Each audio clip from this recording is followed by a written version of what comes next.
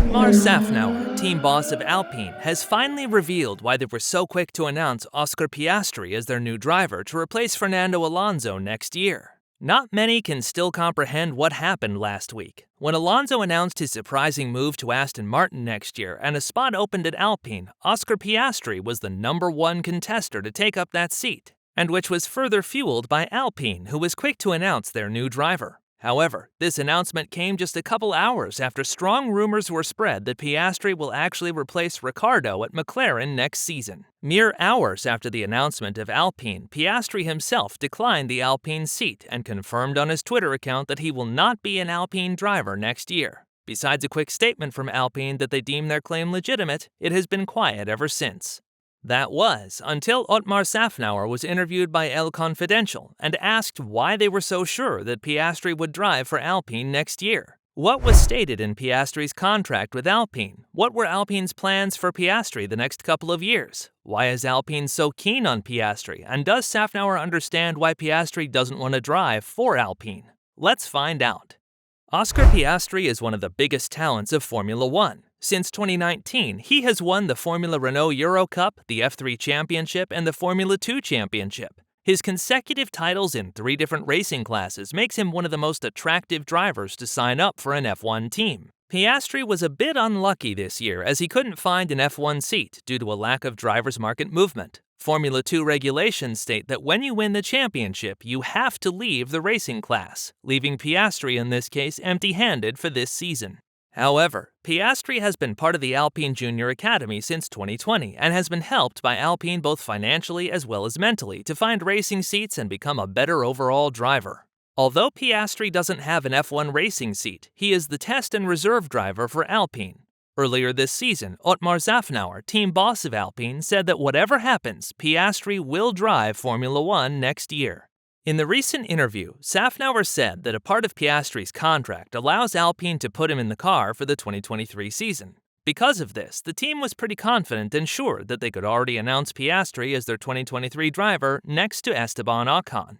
For a long time, it seemed that the only option for Oscar to drive in F1 is by lending him to another team. In early June, Szafnauer was interviewed by F1 itself and asked whether Piastri would drive Formula One next year. Otmar was very confident in his statement that Piastri will be driving in F1 next year, either for Alpine or for another team. It wasn't long before Piastri was linked to one team in particular. At that time, rumors got around that Piastri would be lent out to Williams in a deal where Alpine would also provide their engines to Williams. Toto Wolff already announced at the end of May that they want to supply one team less with their engines. Due to a maximum price the FIA introduced, engine manufacturers can only charge their customers a limited amount, which makes the business of leasing engines not compelling and interesting anymore, according to Toto Wolff. Under a steady driver's market, the most likely outcome was that Piastri would sign a 1-year contract with Williams with the potential to move to Alpine after that year. But as we have seen once again, the world of Formula One is far from steady. So why didn't Piastri want to sign a deal with Williams? Williams is far from the top team it used to be, and many see Piastri as such a great talent that he should get a better car right from the start. We have seen the last 3 seasons with Russell that a talent can be wasted if not getting the right car. Although Russell had great moments in especially qualifying, most of the time he was driving in no man's land ahead of his teammate and far behind the team ahead. No doubt that Mark Webber, manager of Piastri, wants to prevent a similar situation from happening. So when the chance of signing a deal with McLaren arose, that became the more interesting choice. Szafnauer said that he was surprised to see Piastri's declining statement. However, insiders said that up until Alonso announced his move to Aston Martin, it seemed almost certain that the drivers' lineup for Alpine would remain the same next year. Although there was an option to lend Piastri out, Alpine could not contractually force him to, and so Mark Webber felt free to look for different options. If Alpine wanted to activate the clause in Piastri's contract to get him to drive for Alpine, they had to do so before August 1st. However, they activated this clause one day too late. So does Szafnauer understand Piastri's choice? When El Confidential asked him this question, he responded, "I think that is a question for Piastri, because I don't understand it. I am relatively new to the team, but I really enjoy it here at Alpine. We have great plans and we share these with our drivers. Piastri knows about these plans. That's why I don't understand his decision for wanting to go to another team. So what are these big plans Szafnauer talks about? Alpine set a goal at the beginning of the season to be able to win races within the next 100 races. They also introduced a program called Mountain Climber. Plan Mountain Climber is an ambitious program where Alpine wants to hire 75 extra people at strategical places that will help improve the capacity of this team, said Szafnauer. They are upgrading their simulation tools, building a new simulator, improve our production capacity, and upgrade our wind tunnel. This all should help Alpine get back to the top of the field and win races within the next 4 seasons. So why would Piastri want to leave Alpine for McLaren? It seems like Piastri signed a contract at McLaren before he got the opportunity to drive for Alpine. This leaves him in a difficult position, even if he prefers to drive for Alpine next year. It is likely that the new contract he signed with McLaren now prevents him from taking the seat at Alpine, even if he wanted it. So did Piastri make the right choice of going to a better team than Alpine? Currently, McLaren and Alpine are in a fierce battle for 4th in the Constructors' Championship. The point difference between the two of them is 4 points in favor of Alpine. However, McLaren has also heavily invested in the upgrades of their facilities. They upgraded most of their simulation tools and are working hard to fight their way back to the top.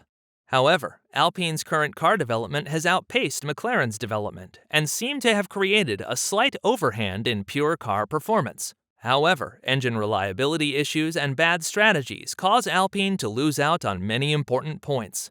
McLaren, on the other hand, has the most reliable car and has driven the most laps this season out of all teams.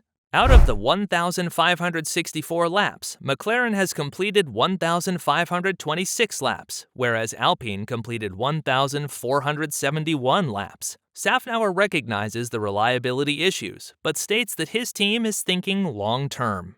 Szafnauer continued by saying that the ambition within his team is great, that his team currently employs 850 people, and that he is confident that they are going to close the gap with the front runners within the next couple years.